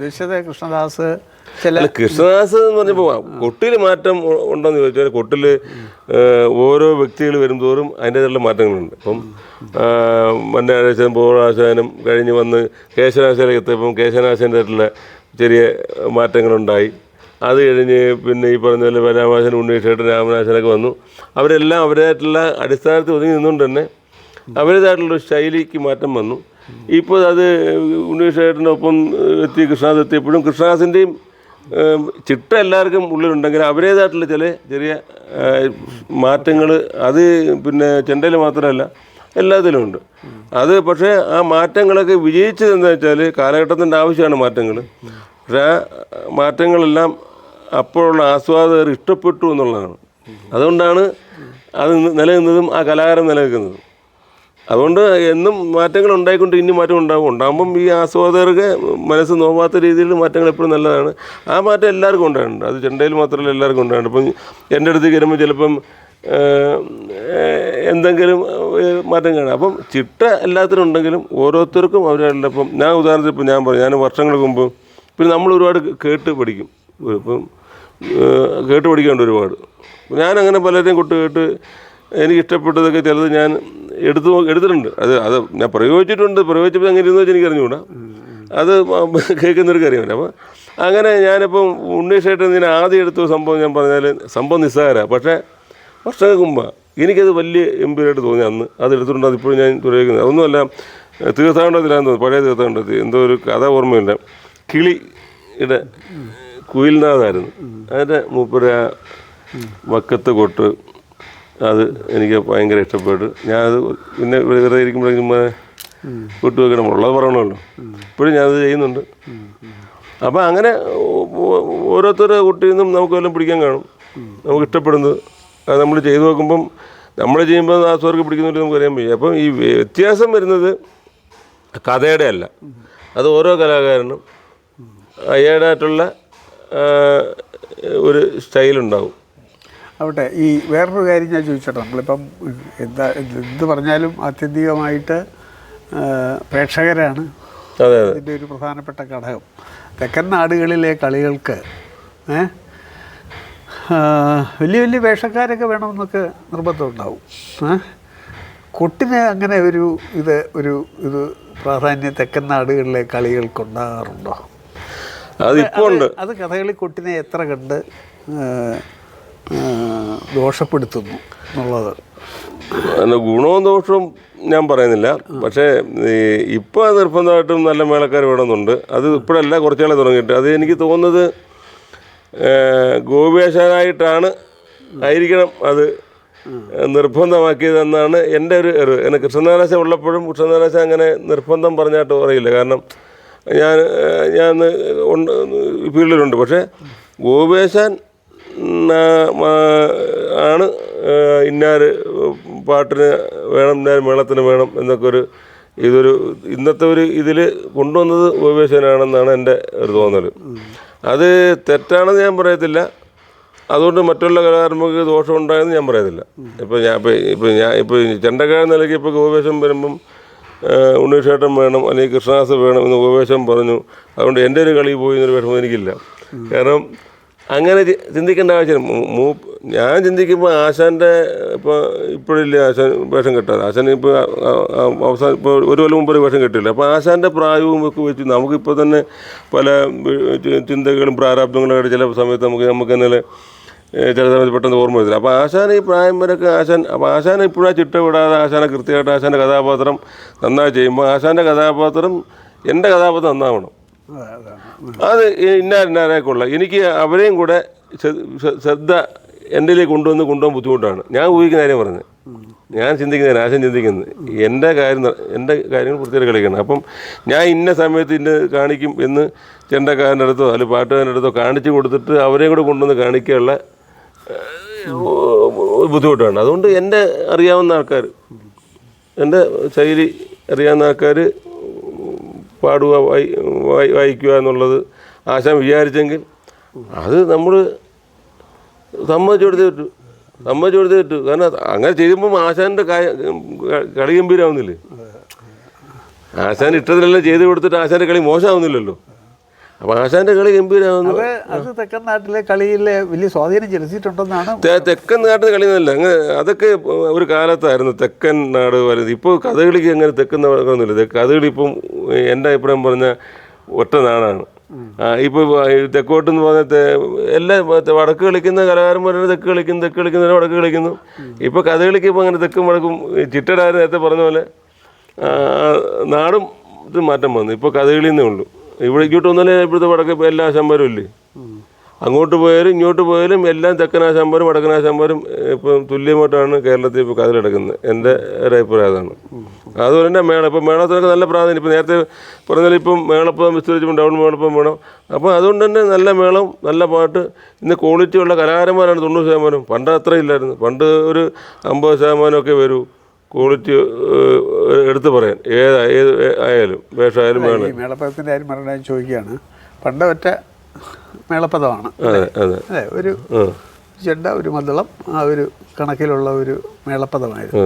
ആ സുഖം ഈ ഡബിളും ത്രിബിളും ഹൊറിബിളും ഒക്കെ ആകുമ്പോഴേ ഉണ്ടാകുമോ എന്നുള്ള.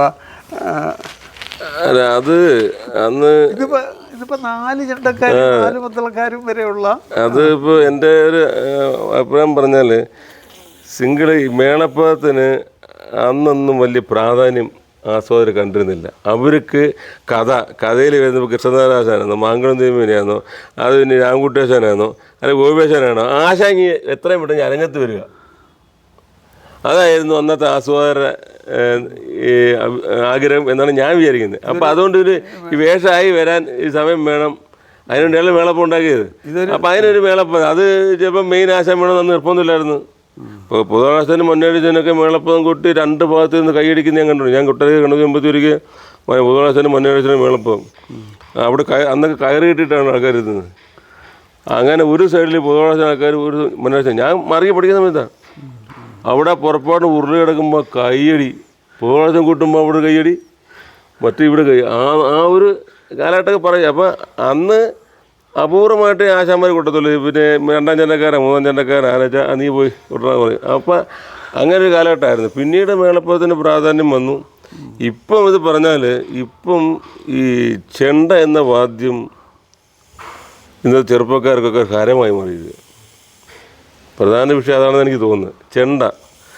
അപ്പം അതുകൊണ്ട് തന്നെ മേളപ്പം നിർബന്ധമാണ്, മേളപ്പം ഡബിൾ തന്നെ വേണം എന്ന് അവർ ആഗ്രഹിക്കുന്ന തെറ്റില്ല, അത് ബോറാവുന്നുമില്ല. പിന്നെ ചിലപ്പോൾ ഈ ശബ്ദം ചിലപ്പോൾ പാട്ടുകാർക്കൊക്കെ 4 ഗണ്ടൊക്കെ അടിക്കുമ്പം സംഭവം ശരിയാണ്, പാട്ടുകാരുടെ ശ്രുതി കേൾക്കാൻ പറ്റത്തില്ല, അങ്ങനെ ബുദ്ധിമുട്ട് പാട്ടുകാർക്ക് ഉണ്ടാവും. പക്ഷേ ജനങ്ങൾ പറഞ്ഞ നാല് മേളപ്പം പറ്റില്ല എന്ന് ഏതെങ്കിലും എണ്ണക്കാരൻ പറഞ്ഞാൽ അവനെ കട്ട് ചെയ്തിട്ട് 3 ത്രിപിൾ മേളപ്പം വെക്കും. അപ്പോൾ അവൻ്റെ അവസരം പോവും. അപ്പം 4 മേളപ്പദം പറഞ്ഞ മറ്റ് ചെണ്ട മേളകളുണ്ടല്ലോ, ഇപ്പോൾ പഞ്ചാരി, തായമ്പക തുടങ്ങിയതായ മേളകലകൾക്ക് ഒരു കാലത്ത് തെക്കോട്ട് വലിയൊരു പ്രചാരമൊന്നും ഇല്ലായിരുന്നു.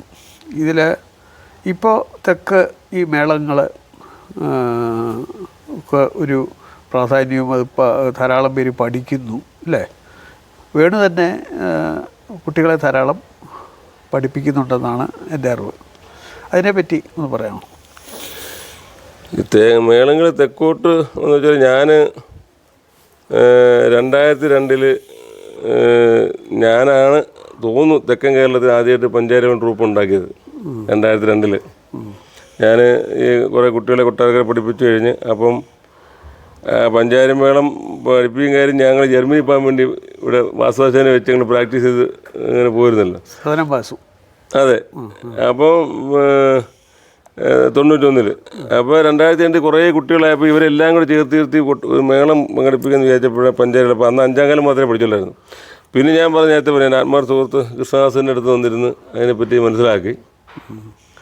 അപ്പോൾ അദ്ദേഹം പറഞ്ഞു നല്ല പഠിപ്പിച്ചിരിക്കുന്നത്. അങ്ങനെ അതിനുമുമ്പ് ഇങ്ങനെ തെക്കോട്ട് ഇങ്ങനെ മേളങ്ങളൊന്നും ഇല്ല. പിന്നെ ഈ മേളങ്ങളുണ്ട്, ഈ തെക്കൻ പഞ്ചായത്തൊക്കെ പറഞ്ഞിട്ട് പഞ്ചായത്തുണ്ടായിരുന്നു. അപ്പം ഇന്നത്തെ പഞ്ചായത്ത് മേളം 3, 4, 5 കാലങ്ങൾ പഠിപ്പിച്ച് 2002 ഞാൻ ഗണപതി അവതരിപ്പിച്ച് പിന്നീട് കുറേ സ്ഥലത്ത് നടത്തി. പിന്നീട് ഒരുപാട് അമ്പലങ്ങളിൽ സ്ഥിരമായിട്ട് പോയി. ഒരിക്കൽ അടൂർ പാർശ്വ ക്ഷേത്രത്തിൽ 9 കൊല്ലം കൊടിയേറ്റിന് എൻ്റെ പഞ്ചായത്തിലുണ്ടായിട്ടുണ്ട്. അതിൽ അവസാനത്തെ 2 കൊല്ലം ആറാട്ടിന് ശങ്കരേട്ടൻ്റെ പഞ്ചായത്തിലുണ്ടായിരുന്നു. കൊടിയേറ്റം എൻ്റെ വേണം.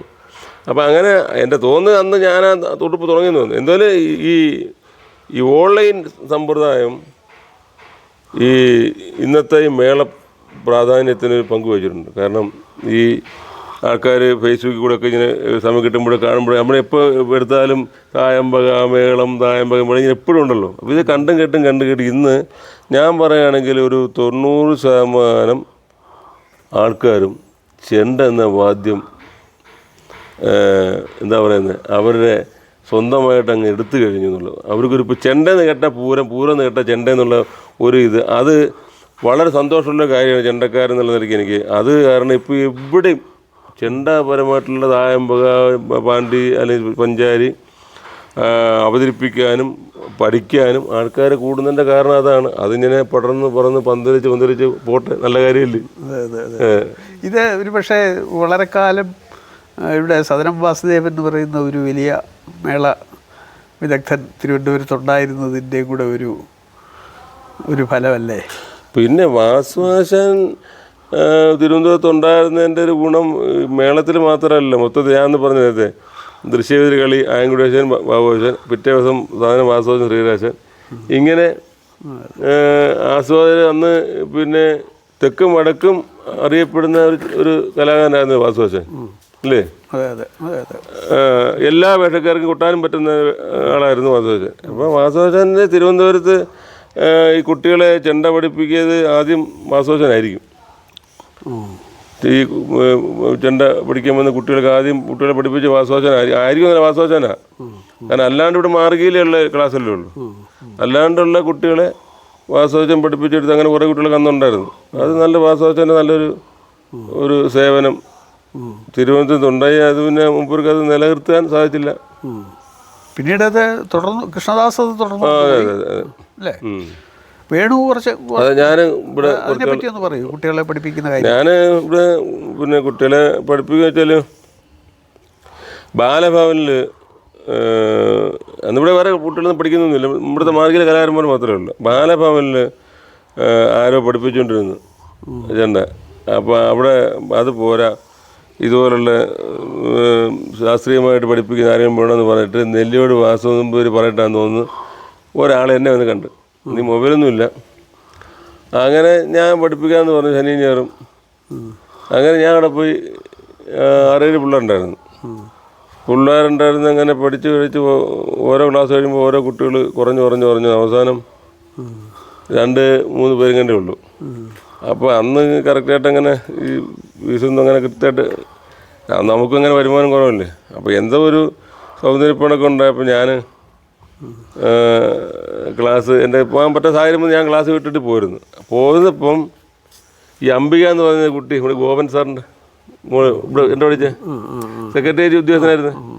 ഗോപൻ സാറിൻ്റെ മോൾ അവിടെ ഉണ്ടായിരുന്നു. അപ്പോൾ ഗോപൻ സാർ എന്ത് ചെയ്ത് ആ കുട്ടി കൊണ്ട് ഇവിടെ വന്നു, ഇവിടെ പഠിപ്പിക്കാൻ വെച്ചു, വീണ് പഠിപ്പിക്കും. അങ്ങനെ ആ കുട്ടി പഠിപ്പിച്ച് വിടുന്നപ്പോൾ കാണാം അദ്ദേഹം സെക്രട്ടേറിയറ്റിലെ ആൾക്കാരൊക്കെ പറഞ്ഞേക്കുന്നത് കുറേ കുട്ടികളന്ന് പഠിക്കാൻ വന്നു. അങ്ങനെ നമ്മൾ 2-3 കൊല്ലം തീർത്ഥാടന ചരങ്ങര നടത്തി, കാരണം അറിയാം. അങ്ങനെയാണ് പിന്നെ കുറേ പ്രായമുള്ളവരും വന്നു. പഞ്ചാരി അല്ല, ആദ്യം തായമ്പയായിരുന്നു, പിന്നെ പഞ്ചാരി. അങ്ങനെ പഠിപ്പിച്ചു. അങ്ങനെ പിന്നെ ഒരു സായിപ്പ് നമ്മൾ അങ്ങനെ നടത്തിയല്ലോ, സായിപ്പം വന്ന് പഠിച്ചു. കൊട്ടാരക്കരയിലും ഉണ്ട്. എന്തായാലും ഈ ഒരു കഴിഞ്ഞ ഒരു 10-20 കൊല്ലത്തിനിടയിൽ തെക്കൻ കേരളത്തിലെ ഒരു വാദ്യ സംസ്കാരം ത്തിന് വലിയ ഒരു പുരോഗതി വന്നിട്ടുണ്ട്. അത് നിങ്ങൾ കുറച്ച് പേരാണ് അതിൻ്റെ. ഇപ്പോൾ സദനം വാസുദേവൻ, കൃഷ്ണദാസ്, വേണുവിൻ്റെ കോൺട്രിബ്യൂഷനും അതിനകത്ത് ഗണിക്കപ്പെടേണ്ടതാണ്. ധാരാളം കുട്ടികളെ പഠിപ്പിക്കുന്നുണ്ട്. പിന്നെ കുടുംബം ഭാര്യ, അച്ഛൻ, അമ്മ. അച്ഛൻ മരിച്ചു പോയി, അമ്മയുണ്ട്, 2 പെൺകുട്ടികളുണ്ട്, അവരെ കല്യാണം കഴിച്ച് അയച്ചു. മരുമക്കളുണ്ട്, അവർക്ക് 2 ഓരോ കൊച്ചുമക്കളുണ്ട്. പിന്നെ ഇപ്പോൾ വീട്ടിൽ ഞാനും ഭാര്യയും അമ്മയും പിന്നെ ഒരു സഹോദരനുണ്ട് എൻ്റെ കൂടെ. അതും 10-20 എൻ്റെ കൂടെ. അങ്ങനെ കഴിഞ്ഞ മക്കളുടെ ഇടയ്ക്കിടയ്ക്ക് വരും. പിന്നെ ഇളയ മോളെ ചെണ്ട പിടിച്ചയാൾ യൂണിവേഴ്സിറ്റിയിൽ ഫസ്റ്റൊക്കെ പഠിച്ചിട്ടുണ്ട്. ശരി. ഇപ്പോൾ കല്യാണത്തോടുകൂടി അത് നിന്നു. ശരി. ഈ മൂപ്പ് കുറവ് കൂടുതൽ അതിനെപ്പറ്റി അതങ്ങനെ അല്ല, ചെണ്ടയിലെ മൂപ്പ് ഒരു കാലത്ത് മൂപ്പ് കുറവായിരുന്നു. പക്ഷെ അന്നത്തെ കാലഘട്ടത്തിൽ അത് ശരിയാണെന്ന് തോന്നി. ഇന്നത് കേൾക്കുമ്പോൾ നമുക്ക് ചിലപ്പം ബുദ്ധിമുട്ടായിട്ട് തോന്നും. ഇവിടെ അന്നത് ശരിയാണെന്ന് തോന്നി. പിന്നീട് അത് മാറിയിട്ട് മൂപ്പ് വേണം, കുറച്ചുകൂടെ മൂപ്പ് വേണമെന്ന് വിചാരിച്ച് എനിക്ക് തോന്നുന്നത് മന്നാരേശനേട്ടാ അത് കൊണ്ടുവന്നതെന്ന് തോന്നുന്നു. പിന്നീട് അത് കുറച്ചുകൂടെ മൂപ്പിച്ച് കൊണ്ടുവന്നത് ഉണ്ണീഷേട്ടനും കൃഷ്ണദാസൊക്കെ ആയിരിക്കുന്ന. കാരണം നമ്മൾ കണ്ടേക്കുന്ന ചെണ്ട വലിക്കുന്ന 2 പേരും വലിച്ചുകൊണ്ട് വരുന്നതും ഇവിടുന്ന് കൃഷ്ണദാസ് വലിച്ചുകൊണ്ട്. അപ്പം മന്നാരേശനേട്ടാണ് അതിൻ്റെ ഒരു മാറ്റം എന്നാണ് എൻ്റെ ഒരു വിശ്വാസം. പിന്നീട് അത് കഥകളിക്ക് ചെണ്ടയ്ക്ക് കുറച്ചുകൂടെ മൂപ്പ് വേണം നിർബന്ധമാക്കിയത് ഈ ഉണ്ണീഷേട്ടനും കൃഷ്ണദാസും ആണെന്നാണ് എൻ്റെ ഒരു അഭിപ്രായം. പക്ഷേ അത് ഇപ്പോൾ വന്നിട്ട് അത് കഥകളി കൊട്ടാൻ പറ്റാത്തൊരു മൂപ്പാക്കി വയ്ക്കുന്നു. അതിനകത്തൊരു വിഷമമുണ്ട്. ഇപ്പോൾ വന്നിട്ട് മൂപ്പ് എത്രയും മൂപ്പാക്കാനുള്ള വാശിയിലാണ് ഇന്ന് പല കാലം ചെണ്ട വരച്ചുകൊണ്ട് വരുന്നത് എന്നാണ് എനിക്ക് തോന്നിയിട്ടുള്ളത്. കാരണം ടേ എന്നാണ് കേൾക്കുന്നത്. ഡം ഇങ്ങോട്ടൊരു ചെണ്ടയ്ക്കത്തുണ്ടെങ്കിൽ അനുഭവം വരുത്തുള്ളൂ. അപ്പം ഞാൻ പറഞ്ഞു വെച്ചാൽ ഇത് ചെണ്ട മൂപ്പ് വേണം, കുറച്ചുകൂടെ ശബ്ദം നന്നാകണം. ശബ്ദം നന്നായാലേ അക്ഷരം നന്നാവും. അക്ഷരം ഇപ്പോഴത്തെ ഇവരൊക്കെ കൊണ്ടുവന്ന ആ മൂപ്പ് വെച്ച് നമ്മളൊരു താമരയൊക്കെ വരുമ്പോൾ കുട്ടികൾക്ക് നല്ല രസമാണ്. പക്ഷെ അത് മാറിയിട്ട് ഇപ്പോഴത്തെ കലാകാരന്മാർ അതിങ്ങനെ പരമാവധി ഒരാഴ്ച ഇരുന്നാലും മതി എന്നും പറഞ്ഞിട്ട് അടിച്ച് മൂപ്പിച്ചങ്ങ് കൊണ്ടുവരുന്നത്. അതിൻ്റെ ശബ്ദം സുഖം വളരെ മോശമാണ്. അത് അതിനോട് എനിക്ക് യോജിപ്പില്ല. പക്ഷേ ഒരു കാര്യമുണ്ട്. ഇപ്പം ഈ പുതിയ തലമുറ, ഇപ്പം വേണുവിൻ്റെ കഴിഞ്ഞ് വന്ന പിന്നീടുള്ള ഒരു തലമുറ വളരെ പ്രതീക്ഷ നൽകുന്ന ഒരു തലമുറയാണ് അല്ലേ? അത് അതെന്താണ് ചേട്ടയുടെ ആ പുതിയ തലമുറയെക്കുറിച്ചുള്ള പ്രതീക്ഷ അല്ലെങ്കിൽ ഭാവി എന്താണ്? പുതിയ തലമുറയുടെ ഭാവി പറയാൻ നമുക്കുള്ളാണല്ലോ. പുതിയ തലമുറ എന്ന് പറയുന്നത് എല്ലാവരും നല്ല കലാകാരന്മാരാണ്. അത് ചെണ്ടേന്ന് മാത്രം ഞാൻ ഇന്നാണ് ആണ്ട് പറഞ്ഞത്. ഇപ്പോൾ കലാമണ്ഡലത്തിൽ ഇറങ്ങുന്ന എല്ലാ വിഭാഗം കുട്ടികളും നല്ല കഴിവോടെ ഇറങ്ങുന്നത്. അത് അവിടുത്തെ അധ്യാപകരുടെ പിന്നെ കഴിവ് തന്നെയാണ്, അവരുടെ കഠിനാധ്വാനം, അവിടുത്തെ ക്ലാസ്സിൻ്റെ രീതിയാണ്. എല്ലാം നമ്മളേത് പാട്ടായാലും മേളമായാലും വേഷമായാലും തെക്കനായാലും വടക്കനായാലും എല്ലാം നല്ല പിന്നെ കഴിവുള്ള ചെറുപ്പക്കാരാണ്. ചെണ്ട നല്ല നല്ല ചെറുപ്പക്കാർ, നല്ല കൊട്ടാണ്. എന്നെക്കാട് നല്ലോണം കൊട്ടുന്ന ചെറുപ്പക്കാരാണ്, ഞാൻ അങ്ങനെ പറയും. അവരെ സ്വഭാവം മോശമാണെന്ന് ഇന്നേ ഞാൻ കേട്ടിട്ടില്ല, ഞാൻ കണ്ടിട്ടുമില്ല. അവരുടെ ശരീരം വൃത്തി പോലെ തന്നെയാണ് അവരുടെ കൊട്ടിൻ്റെ വൃത്തി. പിന്നെ അവരടുത്ത് പറയാനുള്ളത് എന്താ പറയുന്നത്, നമ്മുടെ ഗുരുക്കന്മാരൊക്കെ പറഞ്ഞു തന്നതും മാതാപിതാക്കൾ പറഞ്ഞു തന്നതൊക്കെ ഓർത്ത് മുന്നോട്ട് പോവുക. ഗുരുനാഥൻ ഈ കല എങ്ങനെ കൊണ്ടുവിടുന്നു ആ വഴി കൊണ്ടുപോകാൻ ശ്രമിക്കുക. അഹങ്കാരം ഉണ്ടാവാതിരിക്കുക. പ്രായമുള്ളവർ ബഹുമാനിക്കാൻ പഠിക്കുക. ചിലപ്പോൾ നമ്മുടെ സീനിയർ കലാകാരനെ ചിലപ്പോൾ നമ്മുടെ അത്ര കഴിവ് ഇപ്പോൾ കാണത്തില്ലായിരിക്കും. പക്ഷെ നമ്മൾ ആ പ്രായം എത്തുമ്പം ആ അവസ്ഥ നമുക്കുണ്ടാവും. അതുകൊണ്ട് അതും ചിന്തിക്കാതെ അവരെ ബഹുമാനിക്കുക, ഈശ്വര ചിന്ത ഉണ്ടാവുക. അത്ര എനിക്ക് ബാക്കി എല്ലാവർക്കും ഉണ്ട്. ഒരു കാര്യം ഇതുണ്ടായിരിക്കും, ഇതുണ്ട് അവർക്ക് ഇല്ലെന്നല്ല. പക്ഷേ എന്തെങ്കിലും പറഞ്ഞതുകൊണ്ട് ഞാൻ പറഞ്ഞതേ ഉള്ളൂ. ഒരു കാര്യം ഉറപ്പാണ്, ചെണ്ട പഠിച്ചാൽ ജീവിക്കാം, തീർച്ചയായും ജീവിക്കും. കാരണം അതെൻ്റെ ജീവിതം ഉറപ്പ്, എൻ്റെ ജീവിതത്തിന് തെളിവാണ്. കാരണം ഞാൻ എന്താ പറയുന്നത്, അത്യാവശ്യം സ്വത്തൊക്കെ ഉണ്ടായിരുന്ന കുടുംബത്തിൽ ജനിച്ചതാണ്. പക്ഷേ അന്നത്തെ സാഹചര്യത്തിൽ ചേച്ചിമാരൊക്കെ അയച്ചപ്പോഴത്തേനൊക്കെ ഞങ്ങൾ 5 മക്കളാണ്, 3 പെണ്ണും 2 ആണുമാണ്. ഞാൻ ഏറ്റവും ഇളയതാണ്. അപ്പോൾ അതൊക്കെ അന്നത്തെ കാലത്ത് ഈ സ്വർണ്ണം കൊടുക്കാമല്ലോ, ഈ ഏക്കർ കണക്കിന് ഈ പുരാണം എഴുതി വെച്ചിട്ടാണല്ലോ മക്കളെ കായ്ക്കുന്നത്. അപ്പോൾ അങ്ങനെ ഒന്നും ഇല്ലാതെ പിന്നെ ഭാര്യയ്ക്കും അങ്ങനെ സ്വത്തൊന്നും ഇല്ലായിരുന്നു. ചുരുക്കി പറഞ്ഞാൽ ഞാൻ എൻ്റെ പെൺകുട്ടികളെ MA വരെയൊക്കെ പഠിപ്പിച്ചു, ഒരു വീട് വെച്ചു, 2 പെൺമക്കളെയും മാന്യമായ രീതിയിൽ കല്യാണം കഴിച്ച് അയച്ചു. ഇപ്പോഴും ഞങ്ങൾ ഇവിടെ കഴിയുന്നു. ഇതെല്ലാം ഈ ചെണ്ട കുട്ടി അല്ലെ ചെണ്ട ക്ലാസ് എടുത്ത് ഉണ്ടായ വരുമാനമാണ്, വേറെ ഒരു വരുമാനമല്ല. എനിക്ക് ഇത്രയും ഇവിടം വരെ എത്താൻ ഈ ചെണ്ട സഹായിച്ചതെങ്കിൽ പിന്നെ ആ ജീവിതത്തിൽ പിന്നെ ഞാൻ എന്തോ പറഞ്ഞത് എനിക്കറിയാൻ വയ്യ. ഏറ്റവും നല്ല ജീവിതം തന്നെയാണ്. തീർച്ചയായിട്ടും.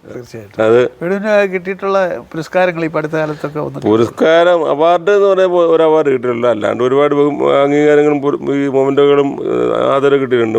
അവാർഡ് എന്ന് പറയുമ്പം കിട്ടിയ അവാർഡ് ഒന്നേ ഉള്ളെങ്കിലും മോശപ്പെട്ട അവാർഡല്ല. കാരണം കഥകളി കണ്ടുപിടിച്ച കൊട്ടാരക്കര തമ്പുരാൻ്റെ പേരിലുള്ള അവാർഡാണ് എനിക്ക് കഴിഞ്ഞ കൊല്ലം കിട്ടി. അത് ഒക്കെ ഗുരുക്കന്മാരെനിക്ക് നമ്മളെ എപ്പോഴും അങ്ങനെ പറയും. കാരണം ഈ ഗുരുക്കന്മാർ ഞാൻ നേരത്തെ പറഞ്ഞില്ല, നേരത്തെ ക്ലാസ് ടൈം ടേബിളില്ലാതെ ക്ലാസ് ഉണ്ടായിരുന്നു, അതുപോലെ ശിക്ഷയുണ്ടായിരുന്നു പറഞ്ഞില്ലേ, അടിക്കുമായിരുന്നു. ആ അടി ആശാന്മാർ അടിച്ചപ്പോൾ ഞാൻ അന്നൊക്കെ അടിച്ചപ്പം ചിലപ്പോൾ നമ്മൾ പ്രാവിട്ടുണ്ടായിരിക്കും, പ്രാവി കാണും, നമ്മളെന്തിനാ കള്ളം പറയുന്നത്. പക്ഷേ ഞാൻ ഇന്ന് കാലത്തും വൈകിട്ടും പൂജാമുറി ചെല്ലുമ്പം എൻ്റെ ഗുരുക്കന്മാരെ മനസ്സിൽ വിചാരിച്ച് അവർ അമ്മയ്ക്കും അച്ഛനും സുഖം എന്ന് പറയുന്ന പോലെ അവർക്ക് സുഖം ഉണ്ടാവണമെന്ന് പ്രാർത്ഥിക്കുന്ന ഒരാളാണ്. കാരണം അവരന്ന് തല്ലിക്കൊണ്ടാണല്ലോ ഞാൻ ഇപ്പോൾ നേരത്തെ പറഞ്ഞ ജീവിതത്തിൽ ചെണ്ടം കൊണ്ട് ജീവിച്ചത്. പിന്നെ ഇത്രയും പിള്ളേർ മുമ്പ് ഒരു ആശാനയുടെ കസേര ഇരിക്കാൻ പറ്റി. ഇപ്പോൾ ആ എൻ്റെ പേരിൽ ഇപ്പോൾ സാറ് ഒരു ഇൻ്റർവ്യൂ, ഇതെല്ലാം അവരാ തല്ലിയതിൻ്റെ പുറത്തല്ലേ സാർ അല്ലേ? അവരുടെ ഡ്യൂട്ടിയായിട്ട് കണക്കാക്കിയിട്ട് 2 മണിക്കൂർ അതാക്കിയിട്ട് വിട്ടറ അതിലൂടെ വിട്ടറ അതും പറഞ്ഞ് എടുത്തിട്ട് അവരുടെ കാര്യം നോക്കിയിട്ടുണ്ടെങ്കിൽ നമ്മൾ വല്ലാവോ? ഒരു അധ്യാപകൻ്റെ കയ്യിരിക്കുകയാണ് ഒരു വിദ്യാർത്ഥിയുടെ ജീവിതം. സാറ് അധ്യാപനല്ലേ, സാറ് ആ കുട്ടികളെ അന്ന് വരെ പഠിപ്പിച്ചില്ലായിരുന്നെങ്കിൽ അവരല്ലോ ആവും. അപ്പോൾ ഇന്ന് പറയുന്ന ആശാന്മാർ തല്ലിയിരുന്നു. പക്ഷേ അന്നത്തെ ആശാന്മാർ തല്ല് ഇന്നൊരു സുഖമാണ്. ഇന്നിപ്പോൾ തല്ലാനൊക്കെ പറ്റുമെങ്കിൽ എനിക്കറിയാൻ വയ്യ.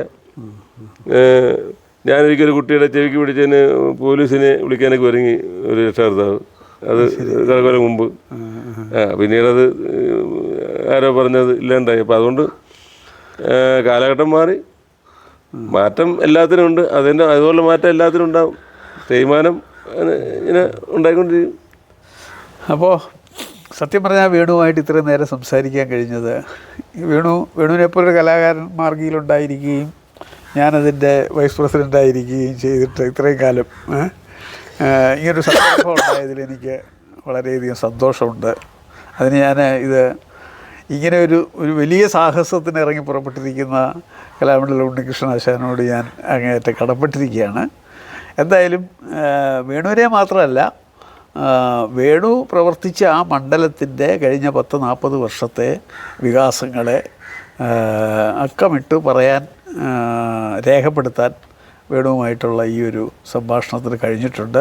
പുതിയ പലതും നമുക്ക് പല കാര്യങ്ങളും ചെയ്യേണ്ടതുണ്ട് എന്നുള്ള ഒരു ബോധ്യം കൂടി തന്നിട്ടുണ്ട്. കാരണം ഇപ്പോൾ ഈ തെക്കൻ കേരളത്തിൽ ഞാൻ പറഞ്ഞില്ലേ, കഥകളിക്ക് മേള എങ്ങനെയായാലും മതിയെന്ന് ഉണ്ടായിരുന്ന ഒരവസ്ഥയിൽ നിന്ന് വലിയ മാറ്റമാണ് സമീപകാലത്ത് സംഭവിച്ചിട്ടുള്ളത്. അതുപോലെ തന്നെ ചെണ്ടയിലുള്ള മറ്റ് മേളകലകൾക്കും തെക്കൻ കേരളത്തിൽ വലിയൊരു പ്രചാരവും പഠിക്കാൻ കുട്ടികളും ട്രൂപ്പുകളും ഇതൊക്കെ ഉണ്ടാക്കുന്നതിൽ വലിയ ഒരു പങ്ക് വേണുവും വഹിച്ചിട്ടുണ്ടെന്നുള്ള അറിയുന്നതിൽ വളരെ സന്തോഷമുണ്ട്. അതുപോലെ നമ്മൾ നേരത്തെ പറഞ്ഞ കാര്യം, ഇപ്പോൾ കഥകളിയിൽ തന്നെ തെക്കനും വടക്കനും എന്നുള്ള സമ്പ്രദായത്തിൽ തെക്കനിൽ നഷ്ടപ്പെട്ടു പോയ ഒരുപാട് സംഗതികളുണ്ട്. അത് നിലനിർത്തേണ്ടതിൻ്റെ ആവശ്യകതയെപ്പറ്റി ഇവിടെ പറയുകയുണ്ടായി. മാർഗി തീർച്ചയായിട്ടും അതിനൊക്കെ ഏറ്റവും അനുകൂലമായ ഒരു സ്ഥാപനമാണ്, ഒരു ഇടമാണത്. ആ ഇടത്തിൽ വേണുവിന് കൂടുതൽ കാര്യങ്ങൾ ചെയ്യാൻ കഴിയട്ടെ എന്ന പ്രാർത്ഥനയോടെ, ആശംസയോടെ ഞാൻ വേണുവിനോടും നന്ദി പറയുന്നു. നമസ്കാരം. ഇത്രയും വലിയ ഒരു സംരംഭം, അതിൽ എൻ്റെ ഗുരുക്കന്മാരും ഗുരുതുല്യരായിട്ടുള്ളവരും എല്ലാം ഇൻ്റർവ്യൂ ചെയ്ത കൂട്ടത്തിൽ ഈ കേരളത്തിൻ്റെ തെക്കേ അറ്റത്ത് കിടന്ന ഈ എന്നെയും അത് ഉൾപ്പെടുത്തി ചെയ്യാൻ തോന്നിയതിൽ ഇതിൻ്റെ കലാമണ്ഡലം ഉണ്ണികൃഷ്ണൻ ചേട്ടനോടും, അത് ചോദ്യങ്ങൾ ചോദിക്കാൻ ഇവിടെ ഞാൻ സാറ് പ്രസിഡൻ്റായിട്ടിരിക്കുമ്പം ഇവിടെ കുട്ടിയായിട്ട് പഠിക്കാൻ വന്ന ആളാണ്. ഒപ്പം ഇരുന്ന് ചോദ്യങ്ങൾ ചോദിക്കാനും മറുപടി പറയാനും ഒക്കെ എന്താ പറയുന്നത്, ഈ അവസരം ജീവിതത്തിൽ ഒരിക്കലും മറക്കില്ല. അതെല്ലാം ഗുരുക്കന്മാരുടെ അനുഗ്രഹമാണ്. വളരെ സന്തോഷം.